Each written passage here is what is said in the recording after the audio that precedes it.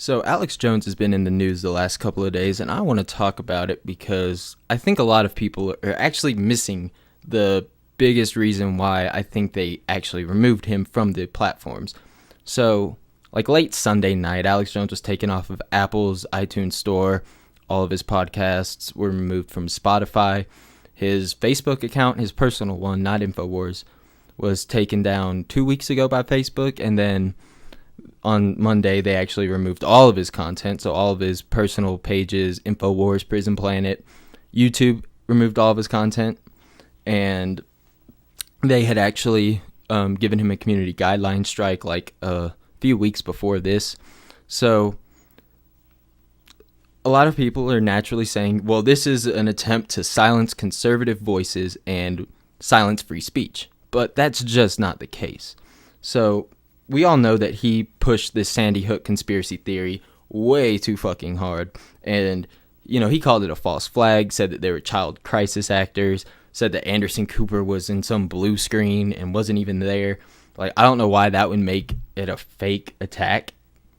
Like, Anderson Cooper not being in Sandy Hook or at Sandy Hook Elementary to report. Who knows? But it's just really bizarre.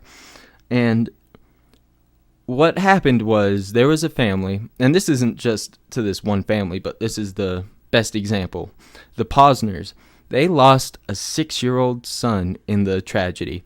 His name was Noah Posner, and his dad held him in his arms when he died from this attack at Sandy Hook. They can't visit the grave of their son because Alex Jones fans have been harassing him. They've had to move 7 times.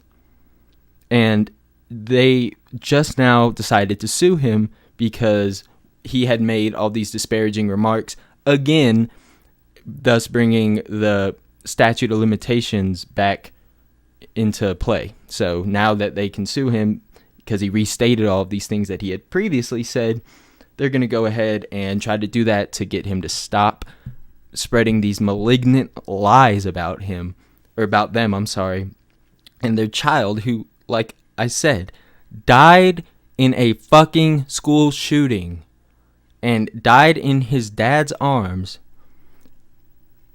How hard that would be to cope with that, I can't imagine. But then to have wingbat nut jobs come up to your fucking house and be like, hey, Alex Jones said that your kid didn't even get born and they never existed. And this is a conspiracy theory, and yeah, I figured it out. Ha ha ha ha ha. Like, what the fuck is wrong with people, man? You can't go around and spread defamation and expect to have people come to your defense when you get kicked off of a platform that could be held liable for your bullshit. Because Alex Jones' platforms are what allowed him to get a big audience. And I do understand that by banning somebody, it doesn't matter what the actual truth of the matter is. People are still going to believe that Alex Jones was kicked off because he was a conservative voice in the media and fighting the truth. But that's just not the case. He was spreading lies. He was trying to incite violence multiple times. Do you know how many of his fans have actually been involved in fucking violent acts? Quite a fucking few. I read an article from Mother Jones from last year. It listed 10 people that had committed acts of violence on, and who were conspiracy theorists. Maybe not did it directly because of Jones, and I understand that you can't hold somebody liable for snapping or doing whatever the fuck, but it just goes to show that his rhetoric can be dangerous. And I'm not saying that all rhetoric that could be viewed as dangerous should be banned, because that's not true. That's not what I'm saying. But when you incite violence against somebody, or you lead to harassment, your words lead to harassment, this is going to be the outcome. Companies like YouTube and Apple, they don't want their name, their company brand name, next to a fucking lunatic who keeps saying that kids didn't die, who keeps saying every mass shooting is a false flag. He said Vegas was a false flag, Pulse nightclub was a false flag. This motherfucker had 2 ex-employees of his go on a shooting spree trying to incite an uprising against the federal government back in 2008, 16 maybe. I could be wrong about the dates, but that definitely happened. Comet Ping Pong. Alex Jones pushed Pizzagate, saying that there was a pedophile ring being run out of the bottom of a pizza shop. Well, one of his fucking listeners goes there because he's trying to save these fucking hypothetical fictional kids that never existed from being fucked by some, like, John Podesta and Hillary Clinton and Bill Clinton's sex ring, where, like, it's insane. And somebody goes into Comet Ping Pong with a fucking AR-15 trying to liberate these kids that don't exist from a sex dungeon that doesn't exist.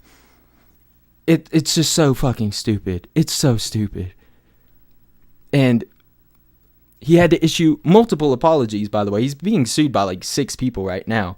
He said that Chobani, the yogurt company, was running a sex ring out of one of their factories. He had to issue a public statement apologizing. He had to issue a statement on air apologizing about Comet Ping Pong and throwing them under the bus for this blatantly ridiculous, nonsensical conspiracy theory. So, is that protected speech? You may disagree with me because he may not have said, go harass the Posner family or go shoot up Comet Ping Pong. But when you're looking at it from a non-constitutional point of view, because businesses are not under the same, they don't follow the same rules as the Constitution, it's not free speech when a company decides to cut you off. All these companies cited policy or terms of service rule violations, and that's why he was kicked off. YouTube said that he was violating their community guideline standards for actually going on and live streaming as well after he got that first strike. So just there, when you get issued that first community guideline strike, they're like, hey, you can't live stream for a month. If you go on a different channel and try to live stream, your shit's getting pulled off. Well, he did that, broke the rules. I mean, is that a free speech violation? Are we really having that conversation? Facebook removed his content for violating their their hate speech rules, according to them. However, it was clear they didn't like him on their platform, but were they looking for a reason to kick him off? I mean, why now? The dude's been spreading these malignant bullshit lies for quite a while now, and it's resulted in a pretty clear correlation between his rhetoric and violent acts that have taken place by people who are fans of his.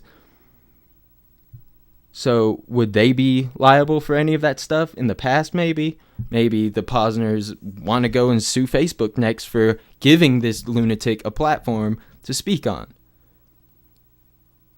And there's so many arguments around not only just this, but whether or not Facebook should be broken up and made into a public utility. That way, companies and CEOs don't decide the fate of an individual and don't restrict their ability to be heard by people. But in the end, who's suppressing his speech? Is he not allowed to talk anymore? No, he's still allowed. I mean, his InfoWars app surged to the top of the trending news apps in the Play Store because, I mean, people are going to want to hear somebody who's being silenced. That's just the way that this is going to work, unfortunately. Of course, people are going to think that we're removing Alex Jones from these platforms because we don't like what he says, and what he says is the truth, and we're trying to hide and suppress the truth. That's not it at all.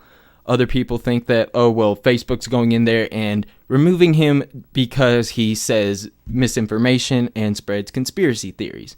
And that's not true either. It's just not.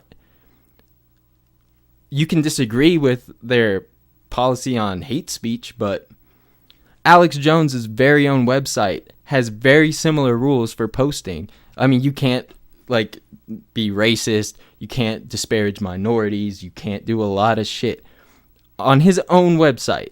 So he's just being a total hypocrite in that aspect of it as well. But I'm interested to see what you guys think. If you think that I'm wrong, if you think that this is still protected speech, I'd love to hear why. Just drop it in a comment, and I'll see you guys later. Peace out.